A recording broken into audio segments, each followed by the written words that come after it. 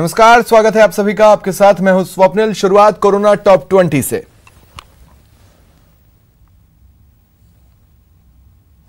देश में corona positive मरीजों की संख्या 37,336 हो गई है। 9,951 मरीज ठीक हुए हैं। 1,218 लोगों की मौत हुई है। महाराष्ट्र में मरीजों की संख्या 11,506 है। 1,879 मरीज ठीक हो गए। 485 लोगों की मौत हुई है। गुजरात में पॉजिटिव मरीजों की संख्या 4,721 है। 735 मरीज ठीक हुए हैं। 236 लोगों की जान गई है। राजस्थान में कोरोना पॉजिटिव मरीजों की संख्या 2,678 हो गई है। 1,116 मरीज ठीक हुए हैं। 65 लोगों की मौत हुई है। 714 लोग डिस्चार्ज किए गए। श्रीगंगानगर में पंजाब के नांदेड़ से लौटे मजदूरों के कोरोना पॉजिटिव आने के बाद से ही पंजाब सरकार ने राजस्थान पंजाब सीमा को पूरी तरह सील कर दिया है और राजस्थान से पंजाब लौट रहे मजदूरों की पंजाब में एंट्री बंद कर दी है।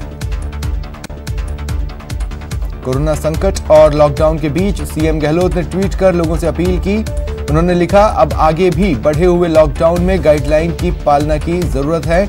हर जोन के लिए विशेष गाइडलाइन है। हमें कोरोना को हराने के लिए उनका कड़ाई से पालन करना होगा।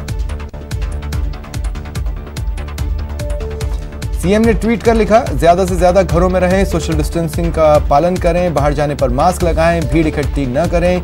इन सब आदतों को अपनाकर कोरोना को हराया जा सकता है। सीआरपीएफ के 12 जवानों में कोरोना वायरस के संक्रमण की पुष्टि हुई है। इसके साथ ही कोरोना वायरस से संक्रमित सीआरपीएफ के जवानों की तादाद 122 पहुंच गई है। दिल्ली गुड़गांव बॉर्डर सील करने के बाद डॉक्टर्स, नर्स और अन्य स्वास्थ्य कर्मियों को सीमा पार करने की इजाजत नहीं देने से स्वास्थ्य व्यवस्था चरमरा उठी है। एक और डॉक्टर और नर्सों को काम करने में परेशानी हो रही है। दूसरी ओर गंभीर बीमारियों से जूझ रहे मरीज हलकान हैं।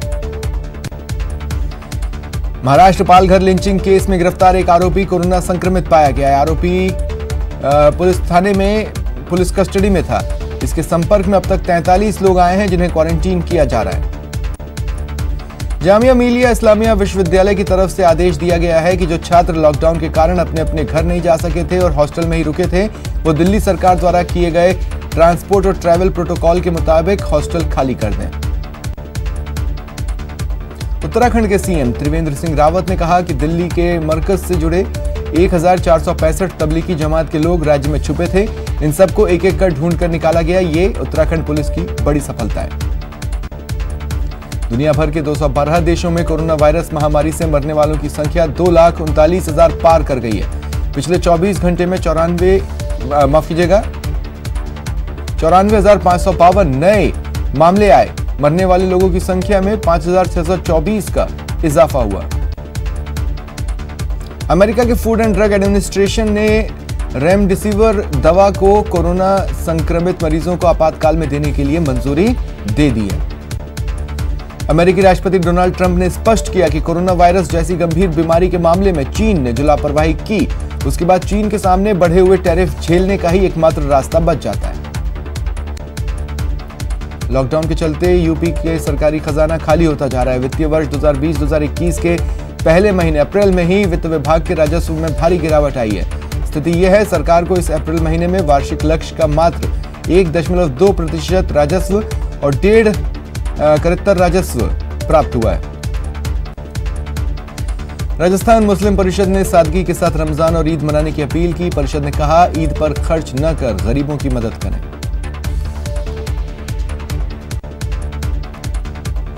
कोरोना वायरस संक्रमण को लेकर देश भर में लगाए गए लॉकडाउन की वजह से फंसे मजदूरों को राजस्थान सरकार द्वारा उनके घर तक पहुंचाने की व्यवस्था की गई। भरतपुर के यूपी बॉर्डर से राजस्थान रोडवेज की 17 बसों को निकाला गया। वहीं दौसा में एक नर्सिंग कर्मी राम अवतार का कोरोना योद्धाओं ने तरबूज काटकर बर्थडे मनाया। 12 जिला मुख्यालय के साथ साथ ग्रामीण क्षेत्र में लॉकडाउन में सब्जी मंडियों में सोशल डिस्टेंसिंग की पालना नहीं हो रही। लोग न तो मास्क लगा रहे हैं, न ही सोशल डिस्टेंसिंग फॉलो कर रहे हैं।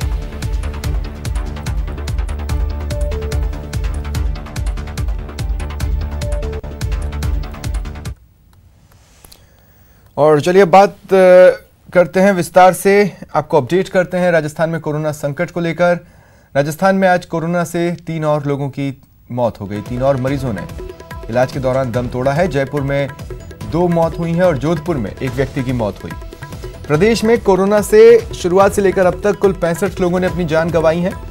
वहीं आज 12 नए पॉजिटिव केस अब तक सामने आए हैं।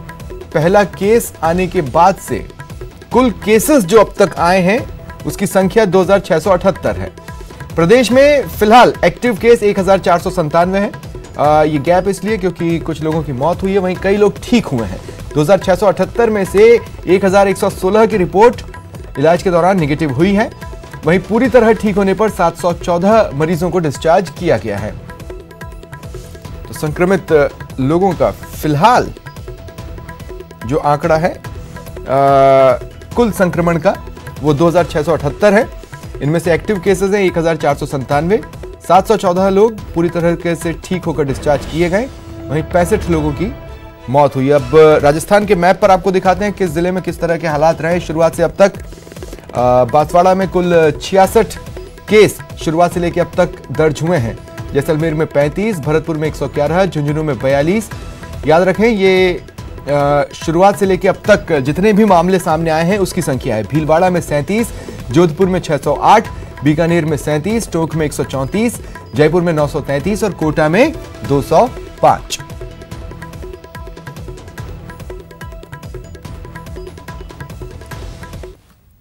और इस बीच जयपुर में कर्फ्यू का दायरा बढ़ता दिख रहा है।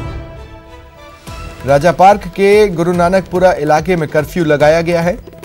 डीसीपी राहुल जैन ने इस संबंध में आदेश जारी कर दिए हैं।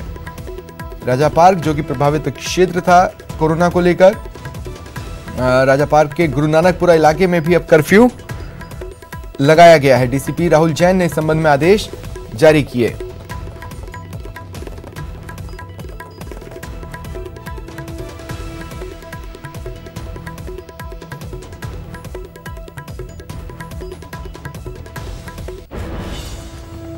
और इस बीच बड़ी खबर है, एटीएस और एसओजी की छापे की बड़ी कार्रवाई सामने आई है। संयुक्त रूप से इस कार्रवाई को अंजाम दिया गया है। लॉकडाउन के दौरान नशे की एक बड़ी खेप पकड़ी गई है। बड़ी सफलता एटीएस और एसओजी की टीम को मिली है। 350 कार्टन पान मसाला और गुटखा जब्त किया गया है। पान मसाला और गुटखा के 11 लाख पाउच हैं जो कि 350 कार्टन में भरे हुए थे, जब्त कर लिए गए। बताया जा रहा है कि इसे ट्रक में भरकर बिना किसी परमिशन के अवैध तरीके से इसका परिवहन किया जा रहा था। एटीएस एसओजी की सूचना पर यह ट्रक भीलवाड़ा में पकड़ा गया। ATS SOG ADG Anil Paliwal ने के निर्देश पर यह कार्रवाई हुई।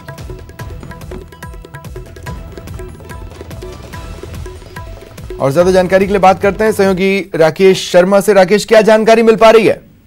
बिल्कुल, देखिए जिस तरीके से ये लॉकडाउन अवधि चल रही है इसमें पूरी तरीके से जैसे राज्य सरकार ने गुटखा और तंबाकू उत्पादों पर रोक पहले से लगा रखी है और अब चूंकि ट्रांसपोर्टेशन बंद है और बाजार में ये जो गुटखा, पान मसाला और तंबाकू के उत्पाद हैं ये ब्लैक में बेचे जा रहे हैं और इनकी कीमत 4 से 5 गुना तक वसूली जा रही है। कई जगह इनकी जो कीमत है वो मनमाने तरीके से वसूली जा रही है। तो ये जो एक कंटेनर आ रहा था इसमें जैसा हमारी जो अधिकारियों से बात हुई है, रजनीगंधा तुलसी ब्रांड का ये है और ये बहुत महंगा मिलता है। एक एक पाउच की कीमत जो वैसे जो है 100 रुपए से ज्यादा, लेकिन 400, 500 रुपए तक का ये पाउच जो है बाजार में बेचा जा रहा है और 11 लाख पाउच जो है इस कंटेनर में भरे थे। तो अवैध तरीके से इसको लेकर आ रहे थे। तो एटीएस एसओजी ने एक जो उनका टेक्निकल सिस्टम है उसके जरिए इसको सर्विलांस पे लिया था और सर्विलांस पे लेने के बाद जब इस ट्रक की जांच, इस कंटेनर की जांच, तो बहुत बड़ी मात्रा में इसमें ये तंबाकू उत्पाद जो कि प्रतिबंधित है ये पाए गए और अब एटीएस एसओजी की जो टीमें हैं वो कार्रवाई कर रही है कि किस जगह चलाया गया था, राजस्थान में कहां पर इसको खपाया जाना था, क्योंकि इसका स्टॉक करना भी अभी जिस तरीके से राज्य सरकार ने लॉकडाउन की अवधि में निर्देश दिए हैं, जगह जगह छापे कार्रवाई की है, स्टॉक करना भी इसका गैरकानूनी है। तो एटीएस एसओजी की टीम जो है विधिवत रूप से इस पर कार्रवाई में जुटी हुई है और इस पूरे नेटवर्क की छानबीन कर रही है। जी बिल्कुल, लेकिन ये माल कहीं तो उतरता और वहां से कहीं तो डिस्ट्रीब्यूट होता, क्या इसे भी ट्रैक किया जा रहा है? बिल्कुल, जहां से ये माल आया है, चूंकि बहुत बड़े पैमाने पर ये माल आया है, बहुत ज्यादा इसकी कीमत है और ये कहां से किस तरीके से आया, क्योंकि अभी जिस तरीके से जो लॉकडाउन के दौरान पुलिस की चारों तरफ जब जो है नाकेबंदी है, सेल टैक्स डिपार्टमेंट भी इस मामले को लेकर बहुत सख्त है। शुक्रिया तमाम जानकारी के लिए। बड़ी खबर मिल रही है। प्रदेश में अदालतों में सुनवाई का समय बदला है। अब अदालतें मॉर्निंग शिफ्ट में खुलेंगी। सुबह 8:30 बजे से 11 बजे तक के लिए कोर्ट्स खोले जाएंगे। 30 जून तक अदालतों में मॉर्निंग शिफ्ट ही चलेगी। लॉकडाउन में वीसी के जरिए ही मैक्सिमम सुनवाइयां होंगी। आज उच्च स्तरीय बैठक में इस संबंध में फैसला लिया गया। चीफ जस्टिस इंद्रजीत महांती की अध्यक्षता में यह बैठक हुई। निर्णय लिया गया कि समय बदला जाए, मॉर्निंग शिफ्ट की जाए। सुबह 8:30 से 11 बजे तक ही कोर्ट खुलेंगे। लॉकडाउन में वीसी के जरिए ही सुनवाई होगी। और इधर लॉकडाउन 3.0 को लेकर मुख्यमंत्री अशोक गहलोत ने लोगों से अपील की है।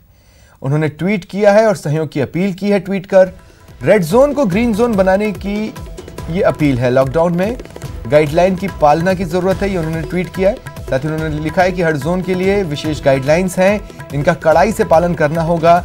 घरों में रहें, सोशल डिस्टेंसिंग का पालन करें, बाहर जाने पर मास्क लगाएं और भीड़ इकट्ठा न करें। कहीं भी लोग भूखे न रह जाएं। राज्य सरकार स्थिति की लगातार मॉनिटरिंग कर रही है।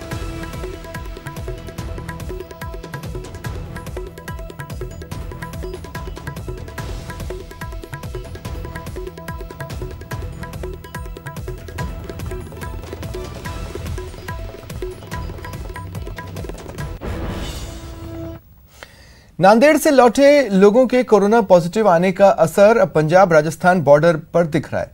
पंजाब सरकार ने सीमा को पूरी तरह से सील कर दिया है और राजस्थान से पंजाब लौट रहे मजदूरों की एंट्री बंद कर दी है। इससे श्रीगंगानगर जिले में पंजाब के सैकड़ों मजदूर फंसे। इन मजदूरों को साधुवाली स्कूल में रखा गया है। मजदूरों से बात की संवाददाता अशोक शर्मा ने। वैश्विक महामारी कोरोना वायरस के संक्रमण से बचने के लिए केंद्र सरकार ने लॉकडाउन को 17 मई तक बढ़ा दिया है और केंद्र और राज्य सरकार इस लॉकडाउन के पीरियड के दौरान के अलग अलग राज्यों में अलग अलग क्षेत्रों में फंसे हुए प्रवासी मजदूरों को निकालने के लिए लगातार प्रयास कर रही है। लेकिन पिछले 2 दिनों से राजस्थान के पड़ोसी राज्य पंजाब सरकार ने राजस्थान से लौट रहे पंजाब के प्रवासी मजदूरों की एंट्री बंद कर दी है, जिससे जिले के अंदर लगभग हजारों मजदूर जो पंजाब में के रहने वाले हैं और राजस्थान के विभिन्न क्षेत्रों में मजदूरी करते थे वो फंसे हुए हैं। अभी हम इस समय राजस्थान के साधुवाली चेक पोस्ट पर मौजूद हैं, जहां पर हम देख सकते हैं किस तरह से मजदूर यहाँ रिलीफ सेंटर में रखे हुए हैं। ये सभी मजदूर पंजाब के मजदूर थे जिनको पंजाब लौटना था, लेकिन पंजाब सरकार ने पंजाब के मजदूरों की एंट्री बंद करने की वजह से यहाँ पे सैकड़ों मजदूर इस समय मौजूद हैं। हमारे साथ मौजूद हैं यहाँ पर रिलीफ सेंटर के कार्यकर्ता तहसीलदार जी हैं। क्या व्यवस्था है, कितने मजदूर हैं यहाँ पर? यहाँ 29 तारीख को 2 बसें बीकानेर से आई थी रात को और पंजाब बॉर्डर क्रॉस करने के बाद दूसरे दिन वापस निकाल दी। तो लगभग ये 90-92 आदमी ये है। इनके अलावा पैदल चल के यहाँ और भी आए हैं। कुल 117 आदमी अपने स्कूल में हैं। तो वहाँ से इधर स्कूल लाने के बाद में उसकी मेडिकल जांच वगैरह, स्क्रीनिंग वगैरह सब उसकी जांच हो गई है यहाँ और खाने पीने की अच्छी व्यवस्था कर रहे हैं। 2 टाइम खाना है, चाय पानी है। तो ये मजदूर अब यहाँ पर कब तक रहेंगे? जो जैसे भी निर्देश मिलेंगे, दोनों गवर्नमेंट की सब चल रही है वार्ता। कोई जैसे निर्देश अपने पास जो भी आ जाए तुरंत यहाँ से रवाना कर देंगे। देखिए, श्रीगंगानगर जिला प्रशासन भी लगातार पंजाब के प्रशासनिक अधिकारियों से संपर्क में है ताकि इन पंजाब के प्रवासी मजदूरों को उनके गंतव्य स्थल तक पहुंचाया जा सके। हालांकि श्रीगंगानगर में ये सैकड़ों मजदूर फंसे हुए हैं। हमारे साथ एक मजदूर साथी भी हैं जो पंजाब जाना चाह रहे थे, बीकानेर के किसी क्षेत्र से मजदूरी करके लौट रहे हुए थे, लेकिन पिछले 2 दिनों से यहाँ रिलीफ सेंटर में रह रहे हैं। हम इनसे बात करते हैं कि कहाँ से आ रहे थे और क्या आपकी डिमांड है? ये हम बीकानेर से आ रहे थे। हमारी डिमांड यही है कि हमको अपने घर तक जाना चाहिए। अच्छा, क्या करते हैं आप यहाँ पर? हम तो ये कण काटने गए थे। पंजाब सरकार ने आपकी बात नहीं सुन रही है, आपकी बातों को, तो आप क्या कहना चाहेंगे? पंजाब सरकार को आप क्या हमारी यही बेनती है कि हम अपने घर जाना चाहते हैं। अच्छा, अशोक शर्मा, न्यूज़ 18 श्रीगंगानगर। वहीं कल रात पहली बार विशेष ट्रेनों का संचालन शुरू हुआ। इसमें रात 10 बजे कोटा से एक ट्रेन में 1200 स्टूडेंट्स को रांची रवाना किया गया और दूसरी ट्रेन जयपुर से नागौर में फंसे करीब 1200 मजदूरों को लेकर पटना के लिए रवाना हुई।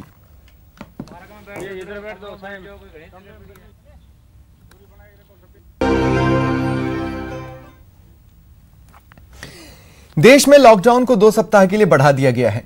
राजस्थान में लॉकडाउन को लेकर सरकार का क्या प्लान है? दूसरे राज्यों से लौटने वाले श्रमिकों और प्रवासियों के लिए सरकार का क्या प्लान है?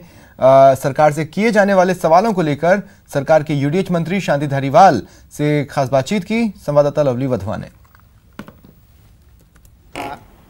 उसके पहले पूरे देश में जब लॉकडाउन हुआ उसके पहले ही राजस्थान के मुख्यमंत्री ने जनता कर्फ्यू नाम की एक चीज़ लगाई थी और उससे जनता में ये इस बात को तैयार रखने के लिए, ये जो है अवेयरनेस के लिए कि ये जरूरी है, कोरोना से अगर लड़ना है तो इस तरीके के पाबंदियां जो सरकार लगाएगी उसकी अक्षरत पालना करना जनता के लिए ज़रूरी है और जनता का सहयोग भी मिला। निश्चित तौर पर लॉकडाउन जो बढ़ा 2 बार बढ़ गया, अब आज तीसरी बार फिर केंद्रीय सरकार ने जो है दो हफ्ते के लिए बढ़ा दिया। मोटी बात यह है कि लॉकडाउन को धीरे धीरे किस तरीके से कम किया जाए। कहाँ कुछ जो आपका चाहे बाजार हो चाहे और दूसरी और चीज़ें हों जिनको मजदूरों को नौकरी है, औद्योगिक उत्पादन है, उद्योगों का जो शुरुआत। बड़ी खबर इस वक्त की आपको बता दें, न्यूज 18 के मैनेजिंग एडिटर को धमकी मिली है। पत्रकारिता का जाना पहचाना चेहरा, सबसे बड़े चेहरों में शुमार अमीश देवगन को फोन पर धमकी दी गई है। मिडिल ईस्ट से धमकी भरा कॉल आया। इस दौरान ट्विटर पर अमीश देवगन को भारी समर्थन मिल रहा है। आई सपोर्ट अमीश देवगन, ये सुबह से ही हैशटैग ट्रेंड कर रहा है। दरअसल कल आर पार प्रोग्राम में AIMIM के एक नेता ने उन्हें धमकी दी। आर पार देश का नंबर 1 डिबेट शो, जिसमें देश के सामने चुनौतियां जिस तरह की आती हैं उस पर बहस चल रही थी, महाबहस इसे कहेंगे। इसी दौरान कल का जो इशू था, उस इशू में यह था कि AIMIM के एक लीडर ने कोरोना योद्धा खाकी वर्दी पहने एक पुलिस वाले से अभद्रता की धमकी दी और कम्युनल बयान दिया। और इस पर यह आर पार की बहस बुलाई गई थी कि देश में लॉकडाउन चल रहा है, इस तरह से क्या कोरोना योद्धाओं को धमकाया जाएगा? यह सवाल पूछे जाने पर नेता भड़क गए और धमकी देने लगे। गुंडागर्दी की बात करेंगे तो मैं भी गुंडागर्दी की बात करूंगा। नहीं, कैसे करेंगे आप गुंडागर्दी? रिपोर्टर है, आपकी जो छवि है ना, आप एक एंकर है, एंकर के हिसाब से बात करिए। मैं एंकर की बात, मैं तो एंकर के हिसाब से ही बात कर रहा हूँ। मैं पूछ रहा हूँ कि ऐसा नहीं लग रहा है पार्षद है, ऐसा प्रतीत हो रहा है कि कोई गुंडा ऐसे हरकत कर रहा है। पार्षद को ये सब शोभा नहीं देता। आप बताइए, शोभा देता है मुर्तजा जी? आप अगर मुझे गुंडा बोलते हैं तो मैं आपको सोशल मीडिया का गुंडा बोलता हूँ। नहीं, अब आप कुछ भी मुझे बोल सकते हैं, वो आपका तात्पर्य है। एंकर अगर बन के बात करना है मुझे तो मुझसे बात कीजिए। मैं तो आपसे एंकर बन की बात।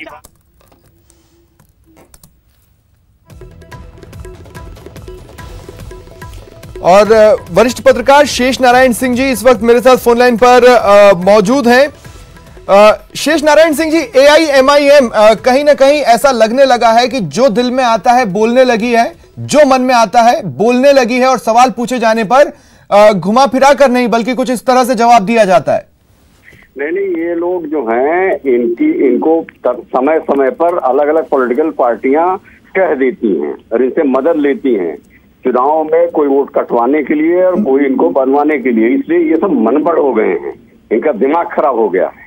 और इनके पूर्वजों को हैदराबाद में जब सरदार पटेल ने पुलिस एक्शन किया था तो इनके पूर्वजों को, रजाकारों को, जो हैदराबाद रजाकार थे, जो रेप कर रहे थे, लड़कियों को मार रहे थे, लूटपाट कर रहे थे, उनको दौड़ा के पिटवाया था। इनको पुलिस एक्शन से ही दुरुस्त किया जा सकता है। और इनकी जो जबान है, और उसके बाद अपने चेलों को वहां सऊदी अरब से भी अमीश इनको पता है कि अमीश देवगन, वो कह रहे हैं कि आपको पता नहीं किससे बात कर रहे हैं, इनका दिमाग खराब है। अमीश देवगन को जब धमकी दे रहे हैं ये, तो इसमें 2-3 बातें साफ होनी चाहिए कि कॉन्स्टिट्यूशन का जो फंडामेंटल राइट है 19(1) उसका खंडन कर रहे हैं। और अगर ये पार्षद हैं तो इनकी मेंबरशिप तुरंत खत्म कर देनी चाहिए कि संविधान के शपथ लेके मेंबर हुए हैं, अगर उसके खिलाफ बात करेंगे, पत्रकार को धमकी देंगे, तो ये बाकायदा इंडियन पेनल कोड में जुड़ना चाहिए। एक तो मेरी डिमांड ये है, और दूसरी ये है कि इस आदमी को फौरन से पेशतर अरेस्ट किया जाना चाहिए वो अभी हमने देखा कोई मंत्री है जो कह रहा है कि नहीं हम इसकी करेंगे लोग कुछ नहीं। तीसरी बात ये है कि पत्रकार से बात करने की तमीज सिखाने के लिए इनको परमानेंट सबको कोर्स बताना चाहिए कि तुम किस तरह से पत्रकारों से बात करोगे। और इस बात के लिए इनको अभी आप देखते रहिए भाई, शाम तक आने लगेगा नहीं जी ये तो होता रहता है और अमीश देवगन ने गलती की, ये की वो की। सही बात है, अमीश देवगन ने एलानिया अपने लाइव शो में एक सवाल पूछा और उस पर जिस तरह से बात कर रहे हैं, और उससे ज्यादा खतरनाक जो है जो इनके मिडिल ईस्ट के दोस्तों से धमकी आ रही वो भी नाकाबिले बर्दाश्त है। बिल्कुल, लेकिन शेष नारायण सिंह जी मैं एक बात यहाँ पर जोड़ना चाहता हूँ। देखिए कितने सारे मामले बनते हैं। एक तो AIMIM का वो नेता जिसे शायद ही उसके वार्ड के बाहर कोई जानता हो, वो कोरोना वॉरियर एक खाकीधारी से अभद्रता कर रहा था। लॉकडाउन के दौरान एक मामले में फॉलो करवाया जा रहा था कि नमाज को लेकर, मस्जिद को लेकर वो गाइडलाइन बता रहा था, तो उसके साथ इस मामले को कम्युनल रंग दिया कि आप मंदिरों में जाकर कार्रवाई करें, और इस पर सवाल पूछे जाने पर धमकी दी है। कई सारे मामले तो एज इट इज बनते चले जाएंगे। हाँ, तो इसके खिलाफ हुकूमत को एक्शन लेना चाहिए ना। हम तो जर्नलिस्ट के रूप में, पत्रकार रूप में मैं लाइव डिमांड कर रहा हूँ, और अभी हमारी तरफ से हमारे संगठनों से भी इनको सरकार के पास मांग आ जाएगी, इनके खिलाफ एक्शन लीजिए।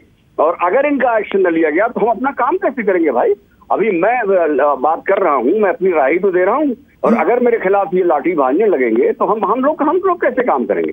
अमीश देवगन तो बहुत बड़ा पत्रकार है, लेकिन जो हम जैसे लोग हैं हम कहाँ जाएंगे? और एक बात और जो मुझे सोचने पर मजबूर कर रही है, मिडिल ईस्ट से फोन आना, या तो अब AIMIM के वहां फैंस हैं, फॉलोवर्स हैं, या फिर वो वहां से डायरेक्शन लेते हैं। अरे आप यहाँ की पॉलिटिकल पार्टी है, यहाँ का भी कोई होता तो एक बार समझ में आता। मिडिल ईस्ट से फोन आना क्या दिखाता है?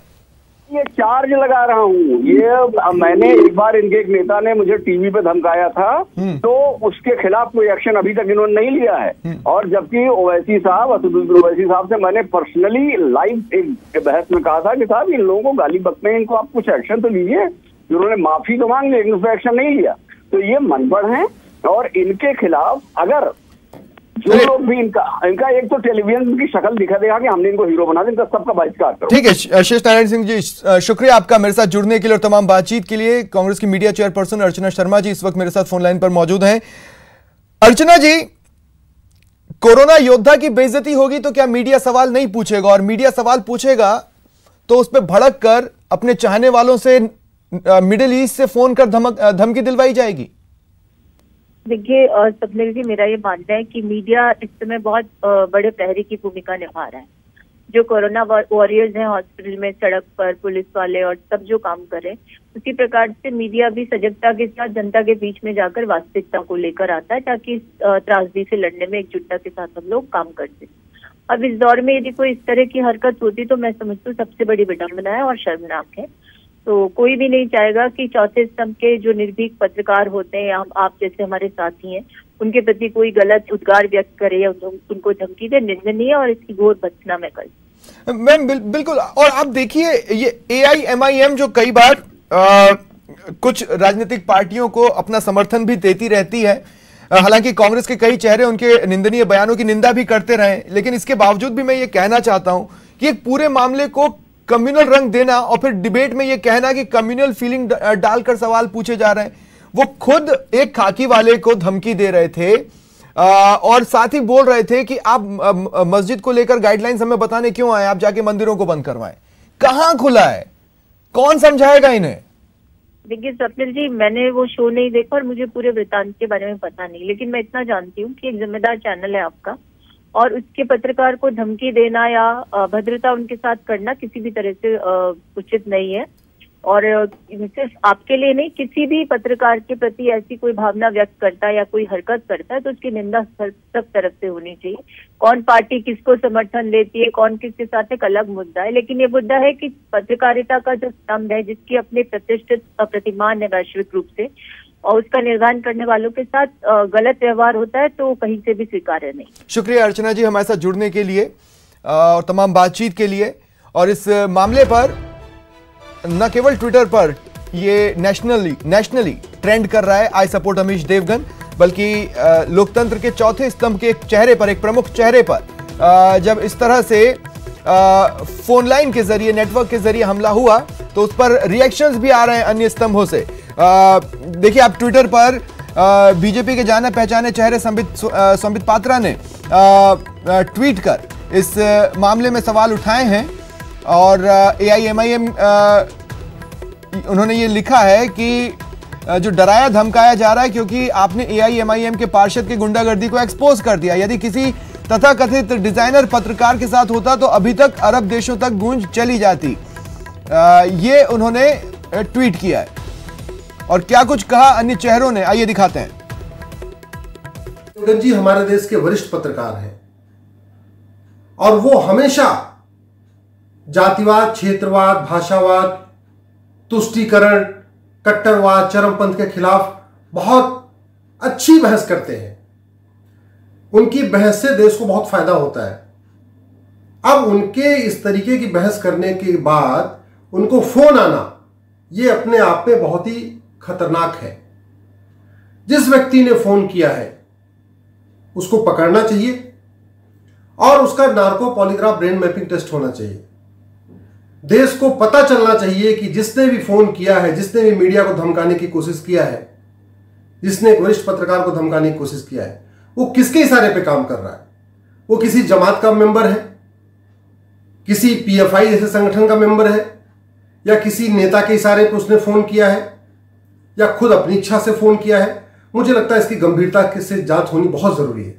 देखिए, समर्थन करना या विरोध करना ये लोकतंत्र की खूबसूरती है और हमारा डेमोक्रेटिक राइट्स है। लेकिन अगर किसी के विचार से हम सहमत नहीं हैं या किसी पत्रकार को हम पसंद नहीं करते हैं तो उसे धमकी देना ये निंदनीय है।